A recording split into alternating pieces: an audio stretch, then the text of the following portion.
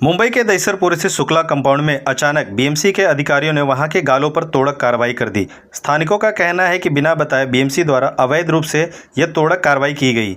ना तो हमें सामान निकालने का मौका मिला, ना तो किसी चीज़ को हटाने का, जिसकी वजह से हमारे मशीनरी और हमारे सामान का नुकसान हो गया। स्थानिकों का यह भी कहना है कि हमारे जो ज़मीन मालक है वह शुक्ला जी हैं, लेकिन खत्री नाम का यह बिल्डर एलएलपी कंपनी बनाकर यहाँ पर पोजीशन लेने की कोशिश कर रहा है। बीएमसी के अधिकारियों को मिलाकर अचानक तोड़क कार्रवाई कर दिया। बीएमसी के अधिकारियों ने हमें नोटिस देकर डॉक्यूमेंट सबमिट करने के लिए कहा था। साथ डॉक्यूमेंट सबमिट करने के बाद बीएमसी के अधिकारियों ने 1962 का डॉक्यूमेंट जमा करने के बारे में कहा। आपके पास 1962 का कोई डॉक्यूमेंट नहीं है, जिसके वजह से यह तोड़क कार्रवाई की जा रही है। मिली जानकारी के अनुसार बीएमसी के पास 2005 में आए बाढ़ के पहले का कोई डॉक्यूमेंट उपलब्ध नहीं है, लेकिन बीएमसी बिल्डर को फ़ायदा पहुंचाने के लिए यह तोड़क कार्रवाई कर रही है। प्रशासन से यह मांग है कि इस तोड़क कार्रवाई में सम्मिलित बीएमसी के अधिकारी और बिल्डर के ऊपर तत्काल मामला दर्ज कर मामले की जांच की जाए और हमारा जो नुकसान हुआ है उसकी भरपाई की जाए। इस जगह पर हम 40-50 सालों से रह रहे हैं, इसके बाद भी बीएमसी इस जगह को अवैध बता रही है।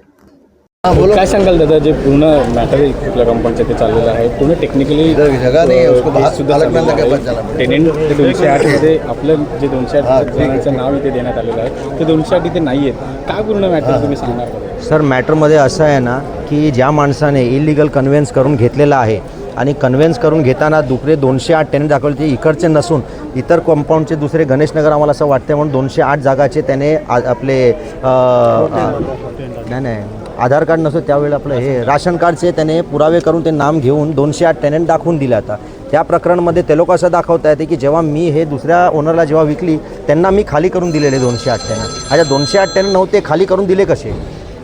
2006ला, पण इतर जे आपले मित्र आहेत, फ्रेंड लोक आहेत, ते लोक सगळे आहे इथे 85, 86, 95 असे लोक आहेत. 40 वर्षापूर्वी लोकांचे वसाहतला तुम्ही काढणार कसं शक्य आहे? लीगली असणार किंवा मॉरली असणार आम्ही करेक्ट. लीगली आमच्याकडे कदाचित डॉक्युमेंट 1960चे तुम्ही पुरावे मागता, तर कसे जमणार?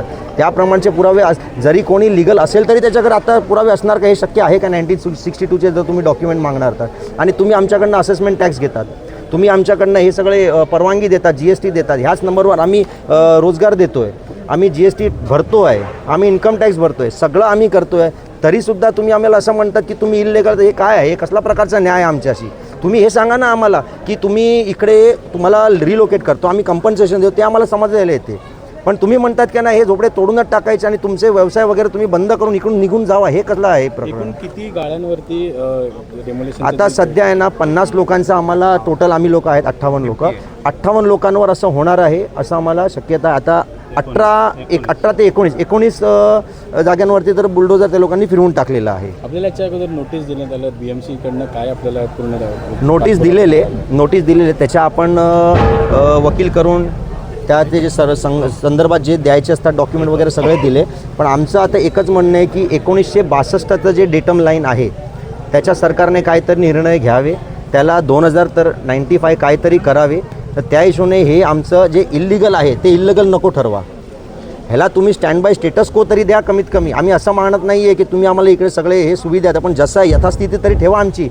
आम्ही इथे कशी परिस्थिती आम्ही करतो ना, तुम्हाला तर त्रास देत नाही कोणाला आम्ही. आणि इकडे आम्ही जे व्यवसाय करतो, आम्ही जे सगळं टॅक्स बिक जे लिगली असतो त्याच हिशोबाने भरतो ना आम्ही इथे इल्लीगल ॲक्टिव्हिटी तर करत नाही. आणि प्रायव्हेट प्रॉपर्टी कुठली गव्हर्नमेंटची जागावर तर आम्ही एन्क्रोचमेंट केला नाही आहे. मग तुम्ही आम्हाला काय एवढं अर्जन्सीमध्ये तुम्हाला काढायचं? आम्हाला इतके वर्षापासून राहतात आहे आम्ही. महानगरपालिकेने नोटीस आपल्याला कोर्टाचा आदेश आहे असं डिमोलिश करण्याचा आपल्याला काही पुरावा दिलेला आहे का? नाही, सर्वेचा आदेश होता त्यांना. एवढं लिगल तर मला पण माहीत नसेल, पण एवढं माहिती आहे की त्यांनी आमच्याकडनं डॉक्युमेंट्स मागले की तुमच्याकडे काय काय पुरावे आहे म्हणून.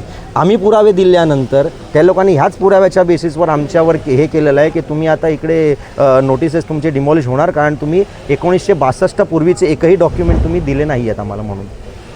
त्याची मागणी तुम्ही सरकारकडे किंवा प्रशासनाकडे काय करणार आहे? सर, हे डेटम लाईन जे आहे त्याला तुम्ही काहीतरी चॅलेंज करावे, किंवा जर तुम्ही ते करू शकत नाही तर यथाशक्ती आम्ही जोपर्यंत राहणार आम्हाला राहून द्या.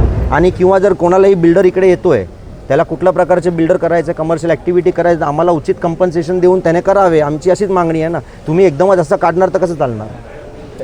क्या कार्रवाई हुई थी बीएमसी की तरफ? कार्रवाई तो बहुत कुछ हुआ था। अभी रात को ये लोग भेजते हैं गुंडे मवाली, इधर दारू पी के हम लोग इधर ही रहते हैं, लोग गाली गलौज करते हैं, फालतू बात करते हैं, हम लोग को डरवाते हैं। अभी क्या बोले कि वो किसका का तो अशोक जैन का है, सब आदमी भेजते हैं। महिला मंडल आई थी, वो लोग भी गाली दी, हम लोग को बोलती है तुम लोग का कुछ नहीं है, भागो इधर से, ऐसा हम लोग कुछ बोलते हैं तो वो लोग मारने के दौड़ते हैं। क्या बोलते गवर्नमेंट से क्या मांग करते हैं? जब पुलिस भी आती है तो बोलती है कि नहीं अभी ऐसा कुछ नहीं है, जाओ अपने घर पर जाओ, ऐसा कुछ नहीं है, बस यही बात बोलते हैं और कुछ नहीं बोलते हैं। क्या मांग करते हो गवर्नमेंट से? क्या मांग? हम लोग यही मांग करते हैं कि हमारा घर हमको चाहिए, हम लोग कहाँ जाएँ, हमारा घर है, हम लोग कहाँ जाएँ, हम अपना परिवार लेकर कहाँ जाएँ। हम लोग 40-45 साल से रहते हैं यहाँ पर, ज़िंदगी भर का हम लोग का रोजी रोटी यही है, हम लोग कहाँ जाएंगे। कितने साल से आप यहाँ? हम लोग 45 साल से रहते हैं, 45 साल से रहते हैं। लाइट बिल है, पानी बिल है, हर एक है ग्रुप है हम लोग के पास। बताइएगा सर, क्या किस वजह से डेमोलेशन और सर क्या मांगे हैं? मैं यहाँ पर 1990 से हूँ और शुक्ला सेठ से हमने भाड़े से जगह लिया हुआ था, बराबर है।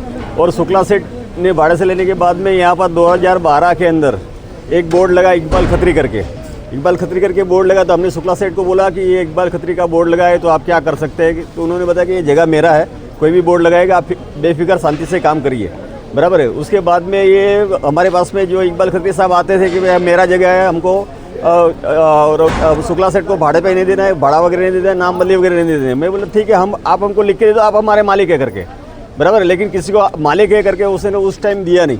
और ये जो है जो एक्चुअल गलत हुआ है, हमारा कोर्ट के अंदर केस भी चालू है कि ये जो बीएमसी का जो नोटिस वगैरह आया है, बीएमसी को तो हत्था बनाया गया है शिलाजी कंस्ट्रक्शन ने। हमको तो नोटिस दिया गया, तभी हमने उसको चैलेंज भी किया, कोर्ट के अंदर स्टे भी लिया था। लास्ट मेरा स्टे था 29 अगस्त का, वो स्टे मेरा कैंसिल हुआ। बाद में बीएमसी में गया तो 15 सितंबर को आपका तोड़ने के लिए आएंगे, तो 10 सितंबर को वो लोग तोड़ने के लिए आ गए। उसमें हमारा नाम भी नहीं था, जितने भी जन कोर्ट के अंदर कंटेम किया उसका नाम भी नहीं था। बीएमसी एकदम गैर कानूनी तरीके से, और जो भी जितने भी आदमी आए थे उसके अंदर बीएमसी के आदमी कम थे, बाकी बिल्डर के कॉन्ट्रैक्टर के आदमी ज़्यादा थे। और वो लोग इस तरह से तोड़ रहे थे कि जैसे कि रात में सब तोड़ देंगे, जबकि उनको बीएमसी को ऑर्डर था कि बीएमसी हथौड़ा मारेंगे और उनको बीएमसी को अपना जो केस है वो सॉल्व करने के लिए अब कोर्ट को दिखाना था कि हमने यहाँ पर कार्यवाही की हुई है। जबकि उसे आप देखेंगे तो ये पूरे के पूरा कारखाना सबका तोड़ दिया है। मेरा कारखाना तो एकदम डिमोलिश कर दिया है, और मशीनरी भी मेरा इतना एकदम दबा दिया, हमको चांस भी नहीं दिया मशीनरी निकालने के लिए। और ये जो नोटिस दिया था मार्च में नोटिस दिया, उसके बाद में हर जगह पे होता है, तोड़ते हैं कारखाने, लेकिन उसको 15 दिन का टाइम दिया। काशीमीरा के अंदर एक जगह टूटा, उसके अंदर 15 दिन का टाइम दिया था, 15 दिन के बाद में आपका कारखाना तोड़ देंगे, बराबर है।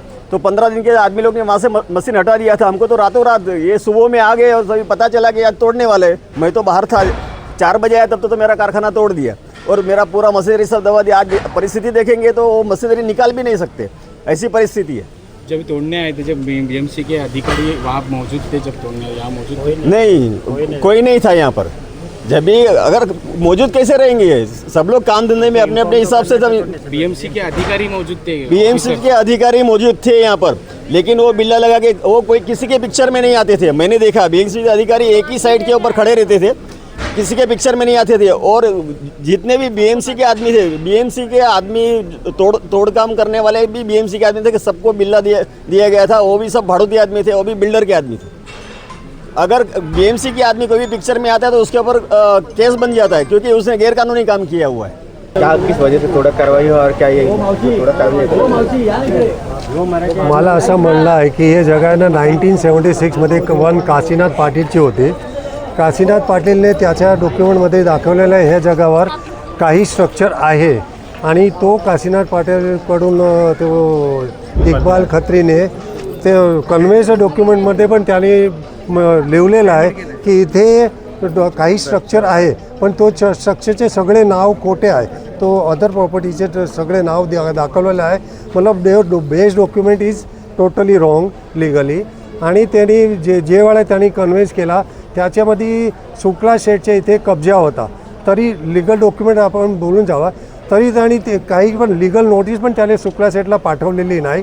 म्हणजे आम्ही म्हणतो की ही पहिले इनिशियल डॉक्युमेंट खत्रीच्या तो जो लिगल नाही आहे आणि तो डॉक्युमेंटच्या कन्व्हेन्सनंतर त्या करंट डेव्हलपरने घेतलेला आहे. आणि BMCमध्ये सेटिंग करून BMCमध्ये RTI करून की हे सगळे इलिगल स्ट्रक्चर आहे त्या म्हणून इथे कारवाईच्या त्यांनी भरपूर प्रयास केले आणि काही ॲप्लिकेशन करून ते दवा आता BMC महाराष्ट्र गव्हर्नमेंटची पॉलिसी म्हणून 2000चे स्ट्रक्चर आता असा जशी माहिती आता 2004चे पर्यंतचे स्ट्रक्चर प्रोटेक्टेड स्ट्रक्चर होतात.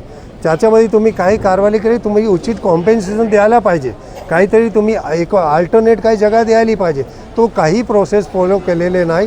फक्त हे डेव्हलपरचे आणि थोडे आमचे जे ओरिजिनल लँडलॉर्डची थोडे डॉक्युमेंट आम्हाला वाटते की थोडे काही वीक डॉक्युमेंट त्याला माहीत पडले. त्याचा फायदा घेऊन आम्हाला सगळ्या बाहेर काढायची तयारी आहे. आणि आपली मागणी काय मागणी आहे की आम्ही एवढे वर्षे गव्हर्नमेंटचे टॅक्स भरतात. आम्ही लिगल ऑफिशियल इंडियन सिटीजन आहे आणि एवढ्या वर्षापासून सगळे टॅक्स भरून आम्ही काही कार्य करते ते आम्हाला उचित कॉम्पेन्सेशन किंवा अल्टरनेट अकोमोडेशन द्यावा आणि आता असं आम्हाला बेघर करू नका. रमेश पडे आहे. मी इकडे माझा गाळा होता इथे इकडे BMCने डेमोल्युशन ॲक्शन घेऊन ते तोडलेलं आहे. मी आमचा गाळा इकडे 1992 पासून आहे. आम्ही शुक्ला शेडकडून घेतला होता. आता पेपरवर शिलाजी इन्फ्राचं नाव आहे. त्याच्या अगोदर इक्बाल खात्री ह्यांचं नाव होता.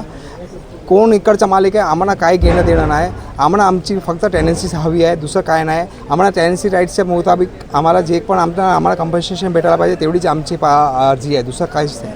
किती वर्षापूर्वी तुम्ही इथे राहतात आणि BMCने काय काय डॉक्युमेंट? आम्ही 1992 पासून इकडे आहे आणि आमच्याकडे इलेक्ट्रिक बिल आहे, MTNLचे टेलिफोन बिल आहे, GST सर्टिफिकेट, सॅलटेक्स सर्टिफिकेट होतं तेव्हा सॅलटेक्स सर्टिफिकेट चालायचे, सेंट्रल एक्साइज सर्टिफिकेट असायचे. आताचे कंपल्सरी गुमास्ता लायसन्स वगैरे असायचे ते आमच्याकडे आहे. आम्ही इकडे प्रॉपर्टी टॅक्स पण पूर्ण भरलेला आहे. इकडे असेसमेंट सर्व काही भरलेलं आहे. आम्ही आजपर्यंतचा सर्व करून घेतलेलं आहे. तुमचे जे पहिलेचे मालक होते शुक्लाजी त्यांच्याशी बोलणं झालं किंवा प्रशासनाशी बोलणं आपलं झालं? त्यांच्या कोर्टमध्ये केस चाललं आहे. ते त्यांच्या जोपर्यंत कोर्टमधून काही त्यांचा पुरा उनका जब तक वो कुछ सॉल्यूशन नहीं आता है, उनका कोर्ट का वर्डिक्ट नहीं आता है, तब तक वो हम लोग भी कुछ नहीं कर सकते, ज़्यादा भी कुछ नहीं कर पाएंगे. सॉरी, BMCने जे कारवाई आपल्यावरती केलेली आहे ते उचित आहे का? नाही, अजिबात नाही. त्यांनी BMCने आम्हाला एवढंच सांगितलं तुमच्याकडे 1962चे प्रूफ आहे. आम्ही लॉंग होल्डिंग पोझिशन आहे, हे पण आमच्या ॲडव्हान्स पोझिशनचा पण आमचा राईट आहे. ते आम्हाला मान्य द्यायला पाहिजे. आम्ही काय एवढे श्रमवाल्यापेक्षा पण गुजरलेले काय आम्हाला इथून असंच काढणार? आम्ही 1952 पासून आहे आणि इकडे 2000च्या श्रमवाल्यांना पण त्यांना रिहॅबिलिटेशन देतात. तर आम्ही काय गुन्हा केला आहे? प्रशासनाला मागणी काय? आम्हाला आमचे स्ट्रक्चरच्या ऐवजी आम्हाला बरंच जागेच्या वेळी जागा द्या किंवा कॉम्पन्सेशन द्या. आम्हाला एवढंच आमची रिक्वेस्ट आहे. मध्ये आपले गाळे तोडण्यात आलेले आहे, काय पूर्ण हे आहे? साहेब, आमचं कसं आहे, आम्ही इकडे 35 वर्ष राहतो आहेत आणि आमचे गाळे सगळ्यांचे कमर्शियल आहेत आणि आम्ही आत्तापर्यंत म्हणजे ॲज ऑन डेट आम्ही शुक्ला शेटला आम्ही आता भाडं पण आत्तापर्यंत देतो होतो आणि आमच्या दृष्टीने आम्ही समजतो की शुक्लाच आमचे मालक आहेत म्हणून. आमच्याकडे 94 पासून आमच्याकडे सगळ्यांचे लाईट बिल आहेत. आजपर्यंत लाईट बिलं आहेत. 2000 साली जे सर्वे झाला होता BMCचा, म्हणजे त्यांनी जो झोपडपट्टी सर्वे काय म्हणतात त्यांची सर्वे रिसिप्ट पण आमच्याकडे आहे. 2005ला जेव्हा पाणी भरलं होतं मुंबईमध्ये 22 जुलै 2005ला, त्यावेळी जो तहसीलदार इकडचे तलाठी होते त्यांनी सगळ्यांच्या घरी जाऊन प्रत्येकाच्या गाळ्यामध्ये कमर्शियलमध्ये चाळीत जाऊन प्रत्येकांच्याकडे तुमचं किती नुकसान झालं आहे, तर आमचं तिथे नुकसान पण रेकॉर्ड झालेलं आहे की आमचं ह्या पाणी भरल्यामुळे आमचं किती नुकसान झालं आहे. आमच्याकडे एवढे पुरावे असताना आपण सडनली कोणी येऊन सांगता आम्हाला की आता तुम्ही उद्यापासून इथे नाही आहे, तुम्ही खाली करा म्हणून, तर ते चुकीचं आहे. बाकी तुम्ही 208 जणांचं विकासकाकडनं जे लिस्ट देण्यात आले त्यांचं त्या 208 मध्ये तुमचं नाव? आमचं नावच नाही ना. आम्हाला माहिती नाही इथे राहतात का? आम्हाला माहितीच नाही की 208 त्यांनी कुठले डमी बसवले असतील ना. 208 मधलं यातलं कुठलं असेल दाखवा ना आम्हाला. हे 208 मध्ये आहेत, यातला कुठलाच माणूस नाही आहे जे अफेक्टेड आहेत त्यांच्यामध्ये. मग तुम्ही या पूर्ण मॅटरला घेऊन कोर्टात गेले, कोर्टाने आपल्याला? आम्ही कोर्टामध्ये गेलो होतो. मला वाटतं 1-1.5-2 महिन्यापूर्वी आम्ही गेलो. जसं आम्हाला हे वाटलं, आता कसं असतं प्रत्येकाला वाटतं की आता हे मिळेल, कोणी म्हणतं की आता सेटल होईल, कोणी म्हणतं काय करेल. तसं आम्ही कोर्टामध्ये गेलो होतो. मग कोर्टाने आम्हाला डायरेक्शन दिलं. व्हॅकेशन कोर्टमध्ये गेलो होतो मेमध्ये. तर कोर्ट बोललं की तुम्ही इथं नाही येता, तुम्ही डायरेक्ट लोअर कोर्टला था. मग आम्ही लोअर कोर्टला आमच्याकडे डेट्स आहेत. आता माझी डेट परवा होती ती ते आता जजने 19 नोव्हेंबर दिली. आता जज डेट देत आहेत त्याला आम्ही काय करणार. जज स्टेट द्यायला तयार नाही तर आम्ही कुठे आणणार स्टे आणणार त्याच्यामध्ये. सध्या आम्हाला असं आहे की जे हे डिमॉलिशन चाललेलं आहे ते त्यांनी कंप्लीट बंद करावं. ज्यांचं डिमॉलिशन झालं आहे त्यांना परत BMCने परमिशन देऊन त्यांना त्यांची जागा परत बांधून द्यावी. हम लोग सब रहने वाले हैं, कारखाने वाले नहीं हैं. और ये जो बिल्डर का जगह है उसमें हमारा आता भी नहीं है. बिल्डर ने जो जगह लिया है ना 3 नंबर हिस्सा लिया है और हमारा लोग का जगह 4 नंबर में आता है या तो 2 नंबर में आता है. और 2000 के पहले का लाइट का बिल, पानी का बिल, वोटिंग कार्ड सब है, राशन कार्ड है, सब है. और 2000 का पावती भी है हमारे पास. फिर भी इन लोगों के साथ में हमको नोटिस दिया है और वो कोर्ट में भी केस भी चालू है. आमची पाठीमागे ते चाल आहे. आम्हाला त्या लोकांनी रात्री धमकी पण दिली, सांगितलं तुम्ही रूम खाली करा म्हणून. अचानक येऊन खाली करा सांगतात. आम्हाला काय देत पण आम्हाला त्याच्या जागी जर रूम दिला तर आम्हाला तेवढं बरं होईल ना. रूम दिला तर आम्हाला बाकी काय नको. आम्हाला फक्त आमचा रूम पाहिजे, बाकी आम्हाला काय पाहिजे नाही. किती वर्षापासून तुम्ही इथे राहता? झाले आम्ही 35 वर्ष झाले आम्हाला ते. तेव्हापासून आम्ही इथे राहते पण आम्हाला रूम नाही देत, काय नाही देत. आम्ही जाणार कुठे मग आमच्या पोराबालांना घेऊन जाणार कुठे आम्ही.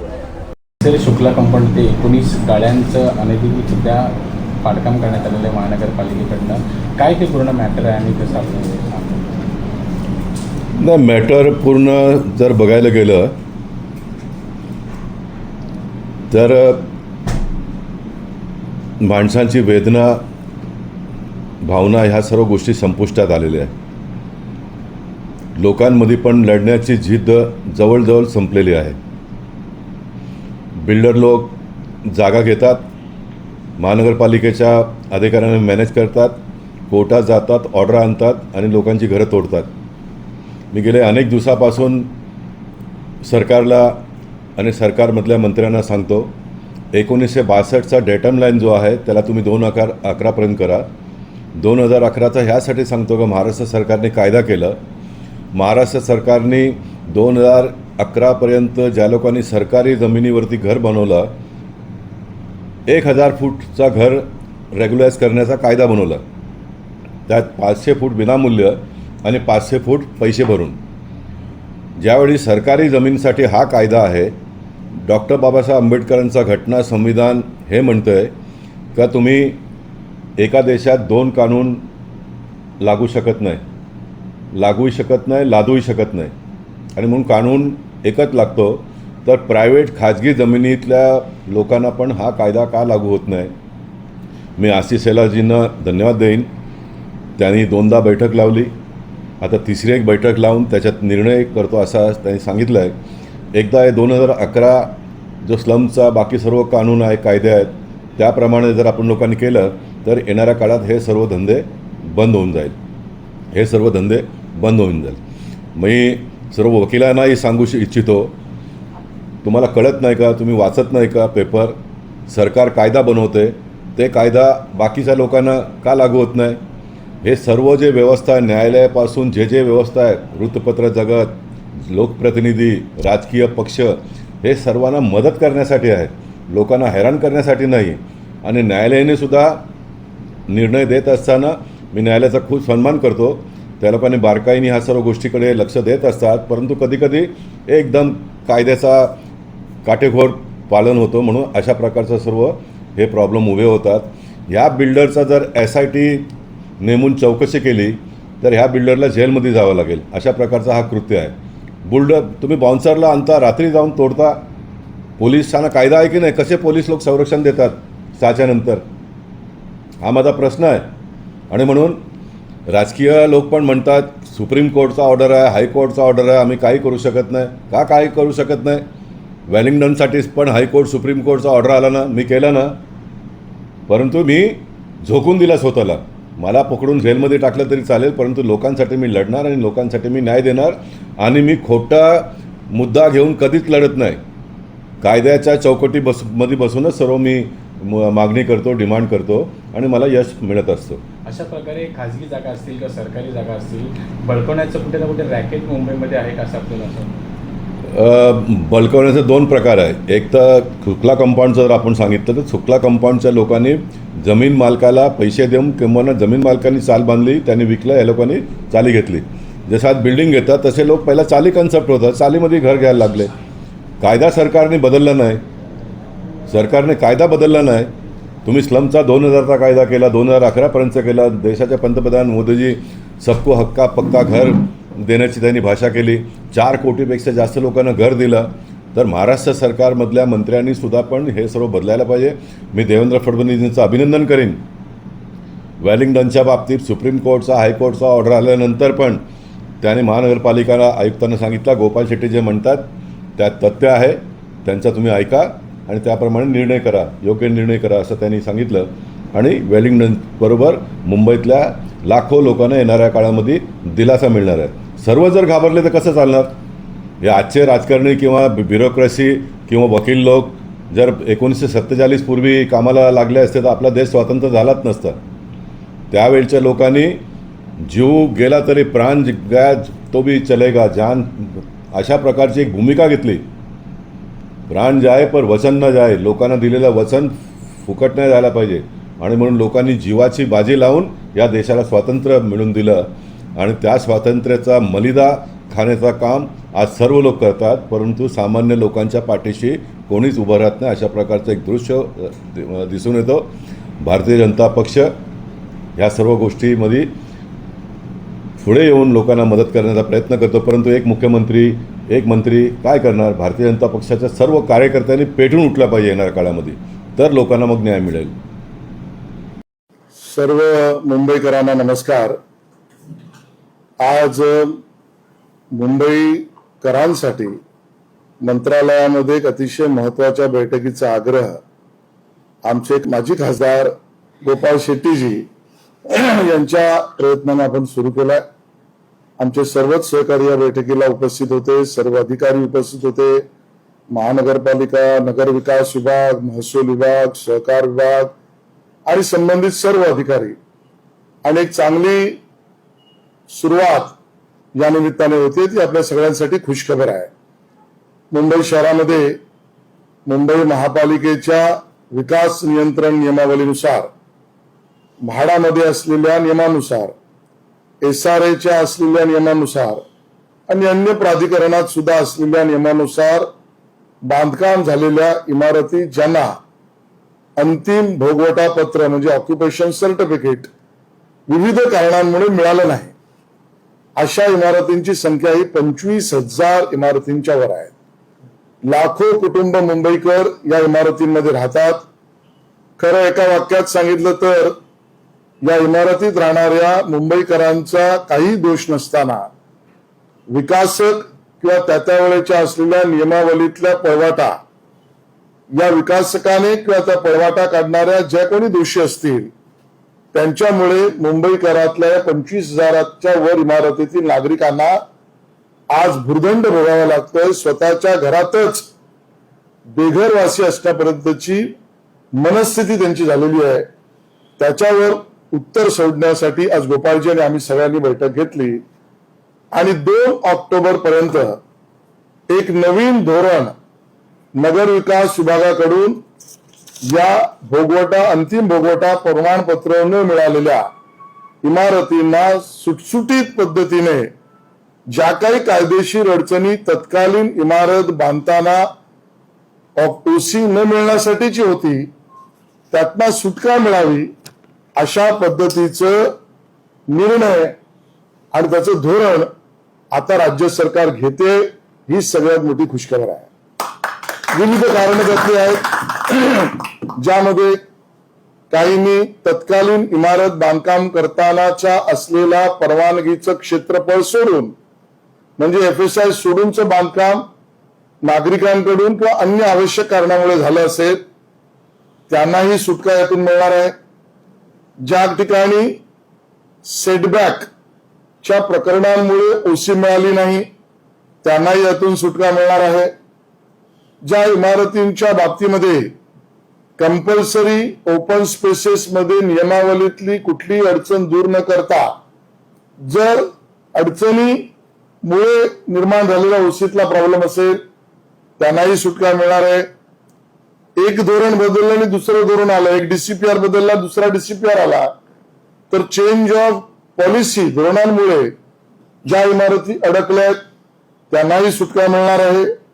आणि ज्या इमारतीमध्ये कंपल्सरी बंधनकारक विविध प्रशासकीय यंत्रणांना प्राधिकरणांना जे क्षेत्रफळ आणि जागा किंवा फ्लॅट्स देणं आवश्यक होतं त्यात बिल्डरने केलेल्या चुकीमुळे आतातल्या इमारतीतल्या लोकांना ओसी मिळालं नाही, तेही मिळणार आहे. आणि बरोबरीने सोसायटीने एकत्र येऊन ओसी घ्यावी हा आग्रह आमचा जरूर राहील. पण अख्ख्या सोसायटीने ओसी मध्ये एकत्र येण्यामध्ये काही अडचणी असतील तरी जर आताच्या इमारतीतील फ्लॅटधारक यांनी पार्ट ओसीसाठी तेवढ्या पुरताचा प्रस्ताव पाठवला तरी नवीन धोरण त्या फ्लॅट धारकाला पार्ट ओसीच्या अधिकाराचा फायदा देणार आहे. बरोबरीने जो अंतिम आराखडा अप्रूव्ड प्लॅन सोडून जो अधिकचा FSI हा वापरला गेला असेल, ज्याला आता फंजिबल FSI मुळे मंजुरी मिळणार असेल, तर त्या अप्रूव्ड प्लॅन पेक्षा अधिकच्या FSIचाच प्रीमियम हा त्यांना भरण्यासाठीची भूमिका सरकार घेते.